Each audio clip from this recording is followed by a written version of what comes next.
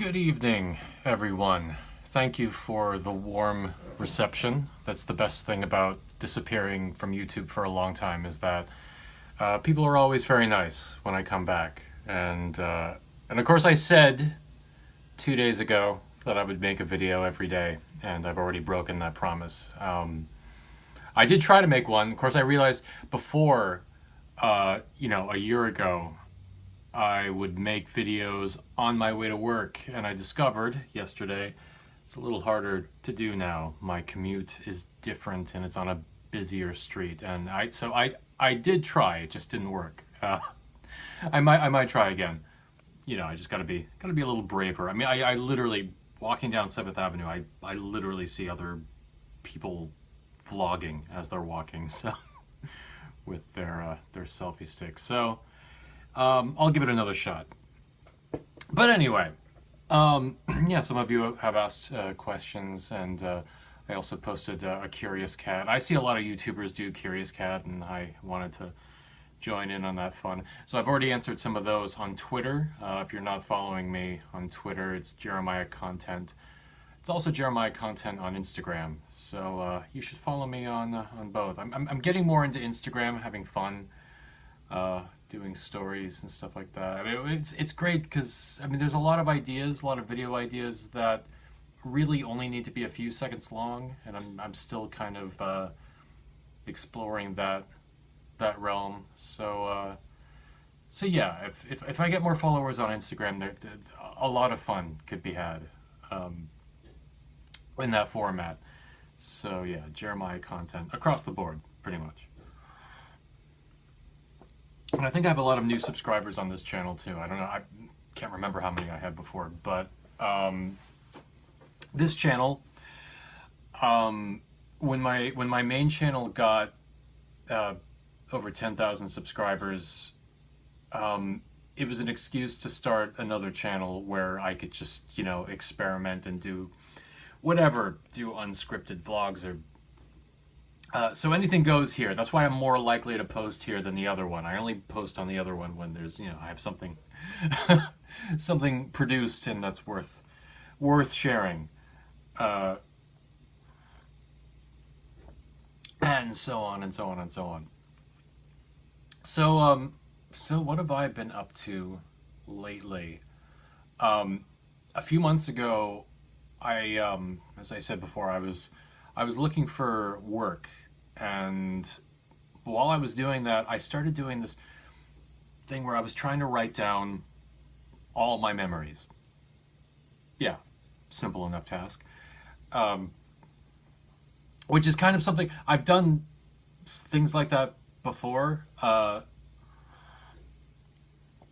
One time I sat down and I tried to write down all my memories about one person in particular. It was the person who was the inspiration for the character Bernard. It was someone who I knew who was a very toxic friend. And I found that when I actually wrote down every memory that I had of this person, it was very therapeutic. It just kind of put everything in perspective in a way where it made it very easy to cut that person out of my life completely. So I thought that's, I don't know, it's a really powerful exercise, and I thought, what if I did that with everything? What would that do? So I started doing that, and I partly, because it's very daunting to actually, because I tried starting at the very beginning, trying with my earliest memories and moving forward. That can be a bit much. So I kind of created this timeline of my whole life, and then just tried to put things in as I thought of them. Just kind of let the things gather in a organic way. And it's interesting, because especially if you want an excuse to write, it's a great way to get that flowing, and you also start to realize how many stories you have, how many experiences, how many people you've known, how many characters. It's great. It's great. So it's got a lot of parts of my brain working. And also, the same as before, it just puts a lot of things in perspective. When you have your whole life kind of in front of you, You're making all kinds of connections. You're re-examining things that you haven't thought of since you were a child, and you start to think like, oh yeah, oh wow, that person must have been having a breakdown or whatever. Just all kinds of things become clear. So yeah, I've been doing that, and it's been kind of fun. I did something kind of similar when I started making YouTube videos. That was 2006. Which, all incidentally, that's one of the most turbulent years of my life. That's one of the longest entries for 2006 when I was writing everything down. Because there's just a lot of turbulence. I tried to move more than once. I had so many different jobs that I worked, and just so many changes in direction, things I never could have predicted. Which, I mean, being on YouTube in the first place, that year ended with me being on YouTube. And so it ended hopefully, but along the way there was a lot of bumps. But somewhere like at the midpoint of that year, before I started on YouTube, I started doing this thing because I knew I had a very hard time because entering adulthood. It was a very rough transition into adulthood, which I'm still learning, and I'm getting much better, especially getting married. That changed a lot. I was a terrible cook. Now I'm making chili, and I make an excellent chili, if I do say so. So anyway, I had a hard time entering adulthood, and when I was 26, I hadn't done anything creative since film school. I mean, not entirely. I'd done plays, but it felt like I hadn't done anything creative since film school. And I was thinking a lot about high school, and for some reason at the time I thought of high school as this kind of bastion of creativity, which I don't think of it that way now, but at the time I did. That's progress. The fact that now I think of high school and I think, really, I don't. But at the time, that's how I thought of it. I guess because that's when I really got into theater. That's also when I got more into film. I still drew, but it was kind of all my different interests sort of came together in those years. And so I started making these playlists that sort of represented every year in high school.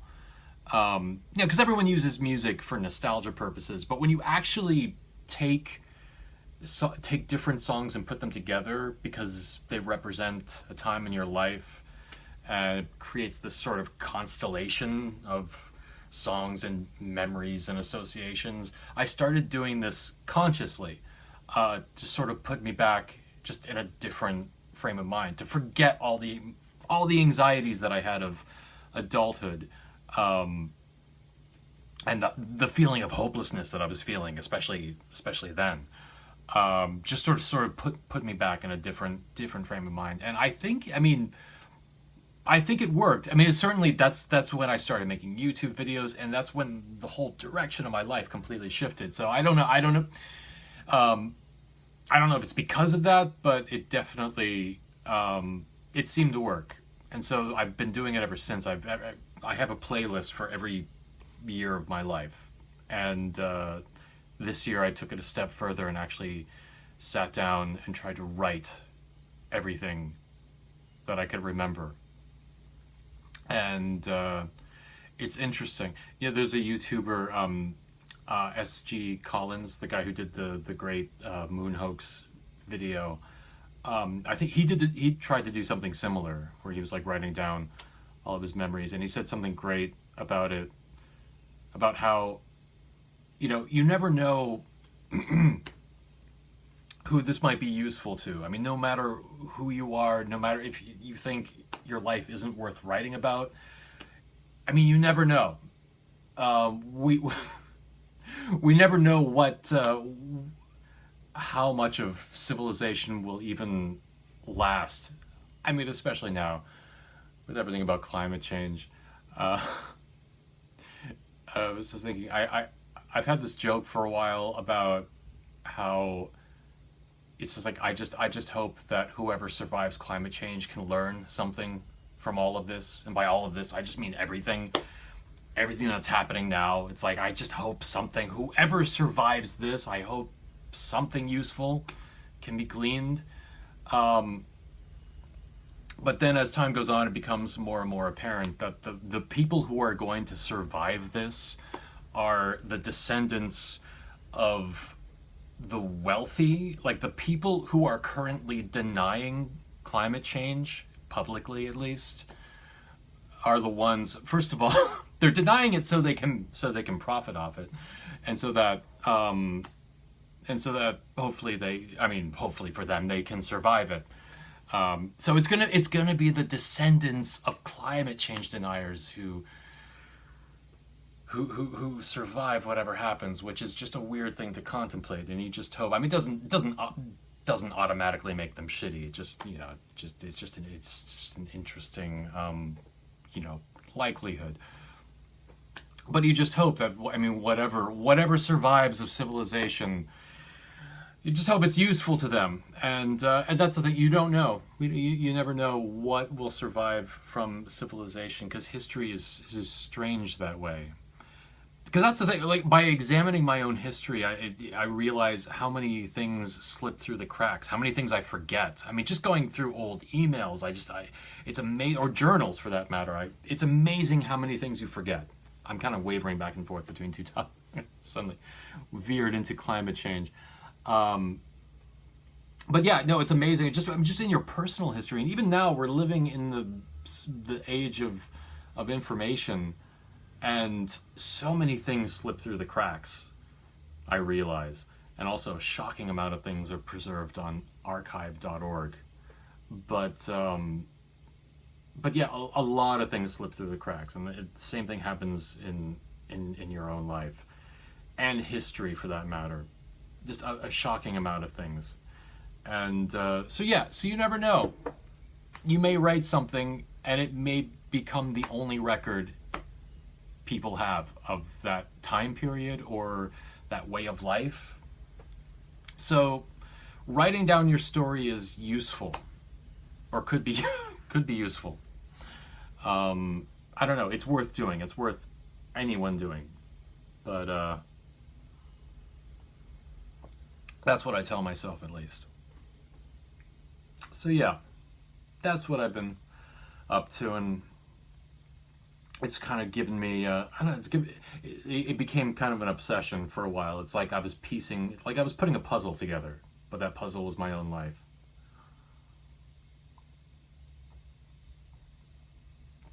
In fact, if people want to, they can even ask me really pointed questions. You can ask me what happened, certain years, starting between 1982 and the present. 1982, that's when my earliest memories kick in. There's not a lot, but there's something at least. But yeah, if you want to ask me something, what happened, what's the most embarrassing thing that happened, which I don't know. I'll decide if I want to share it or not, but we can see. But people ask me other things. I will talk about Doctor Who at some point, but that should get its own video. And movies that I've seen. I've seen a lot of movies this year. This year was the rise and fall of MoviePass, so I can talk about that too. Holy shit.